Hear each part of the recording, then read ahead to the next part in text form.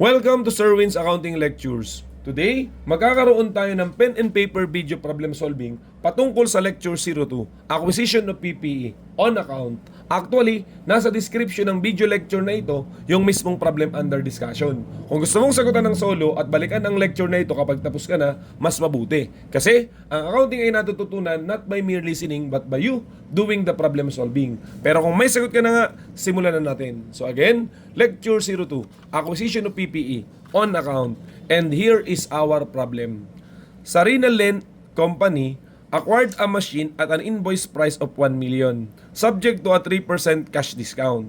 Freight and insurance during shipment were 75,000 and installation costs amounted to 175,000. Required.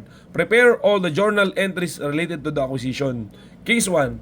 Assume that the cash discount was taken. And case 2, assume that the cash discount was not taken. So ang ating problem is acquisition pa rin ng PPE, pero this time hindi on a cash basis but rather inutang mo subject to a 3% cash discount. Itong kay Sarina Len Company. Okay? Sagutan muna natin yung case 1. Kung saan ang sabi ng problem, tinake advantage ng company yung discount. Okay? What will be our first entry? Siyempre, we are going to debit machine kasi bumibili tayo ng machine amounting to 1 million.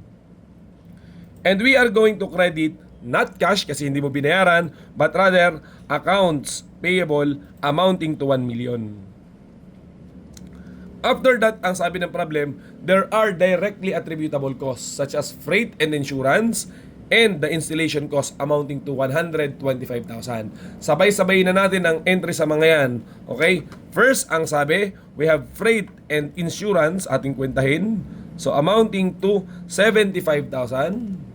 And then, we have installation cost amounting to 125,000. Therefore, the directly attributable cost is totaling 200,000. That will be capitalized. That's why we are going to debit machine. 200,000 yung kwenta kanina. This time, binayaran ba natin siya ng cash? Malamang. So, we credit cash amounting to 200,000. Hindi pa rin nababago yung konsepto that we are going to capitalize directly attributable cost, whether that is paid on cash, okay, or inutang, kahit yung machine inutang mo ang ibig kong sabihin. Ngayon, dito na tayo sa highlight ng ating problem. Assume the cash discount was taken. Meaning, babayaran na yung utang. So, di ba, simple lang ang entry dyan? We debit accounts payable and we credit cash. Okay? Magkano ba yung utang natin? Hindi ba sabi kanina, 1 million? Ang tanong, 1 million din ba ang babayaran mo na cash? Di ba hindi? Bakit? Kasi may discount ka na 3%. In short, 3% discount, maminus mo dun sa 100%. So, ang cash na babayaran mo lang ay 97% lang. In-offset ko na po yung discount. Therefore, 1 million times 97% is equal to 970,000. Okay, hindi balance kasi nga naka-discount ka.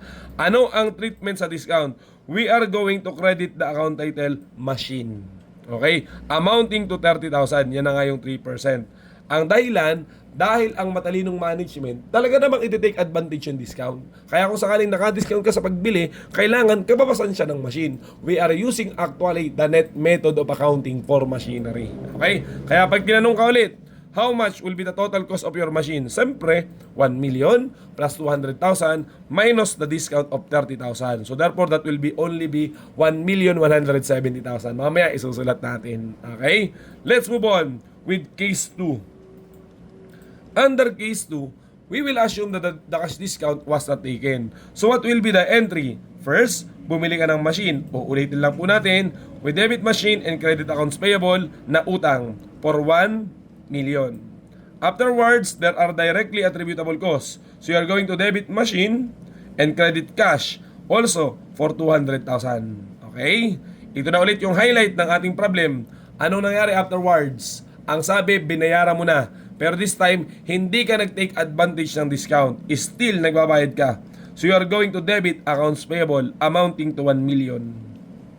And you are going to credit cash also amounting to 1 million. Kasi nga, walang discount. Tapos na ba? Hindi pa. Mag-credit ka ulit ng machinery, ng machine, amounting to 30,000. Saan galing yung 30,000? Yan yung 3% na discount. 1 million times 3% is 30,000. Bakit naka-credit pa rin yung machine? Ay hindi naman tinake advantage yung discount. Kasi ang idea ay ganito, ang matalinong management talagang iti-take advantage yung discount. Tsaka ang isa pa, ang machine talaga, okay, nung moment na binili mo at sinabihan ka na merong cash discount, ibig sabihin, hindi talaga 1 million yung presyo nun. But rather, 970,000 lang. Dahil nga, nag-offer sila ng discount. Para sinasabi sa'yo, okay, bayaran mo ng maaga, mababawasan yan, 970,000. So, ibig sabihin, from the very start, 970,000 talaga yun. Hindi mo lang tinake advantage ang discount. Kaya, therefore, pag ganun ang nangyari sa case 2, there will be additional debit. This is what we call purchase discount loss, which is an expense account. Bakit? Kasi hindi nga tinake advantage ng management yun. Nagkaroon tuloy sila ng discount loss, which is an expense. Okay? Sana maliwanag po na whether taken or not, ang discount ay laging kabawasan sa cost ng machine. At hindi natin ginagamit ang account title na purchase discount dahil ang account title na purchase discount ay para lamang saan? Sa inventory. Kung may gagamitin man tayo na ganong klaseng account title yung medyo related, itong this what we call purchase discount loss na para sa akin dapat ibang account title eh. Pwedeng discount loss na lang or other account title, loss on not taking the discount. Kasi nga, para mapakita na hindi tinake advantage ng management yung cash discount na sanang meron. Okay? Balik pa tayo. Now, dagdagan pa natin yung requirement. We compute how will the machine be recorded or measured. Okay? Gawin po natin. First, we have here the purchase price. The purchase price is amounting to 1 million. And then we have here the cash discount. The cash discount, as you see, in case 1, it is deducted. In case 2, it is deducted. So meaning, whether case 1 or case 2, parehas lang naman ang magiging sagot. Palagi mong ima-minus yung 30,000. And the directly attributable costs, such as the freight and insurance, will be capitalized.